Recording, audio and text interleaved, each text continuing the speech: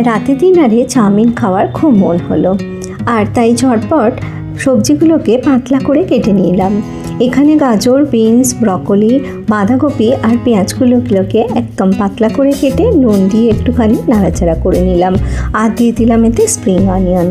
ঘরে বানালো সসেস ছিল, সেটাকেও পাতলা করে কেটে একটু নাড়াচাড়া করে নিলাম। এবার আমি এর মধ্যে দিয়ে দেব আগে থেকে সেদ্ধ করে রাখা রাইস নুডলসটা। আমি এই নুডলসটা আগে সেদ্ধ করে জলটা ছড়িয়ে নিয়েছিলাম, সেটাই এর মধ্যে দিয়ে দিলাম। এবার এটাকে একটু ভালো করে মিশিয়ে নিতে হবে।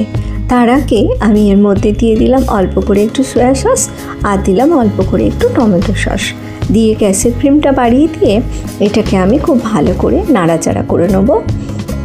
এইভাবে 2-4 মিনিট রান্না করে নিলেই আমার ঝরঝরে চাউমিন একদম রেডি হয়ে যাবে। ওপর থেকে আমি ছড়িয়ে দেবো অল্প করে একটু স্প্রিং অনিয়ন।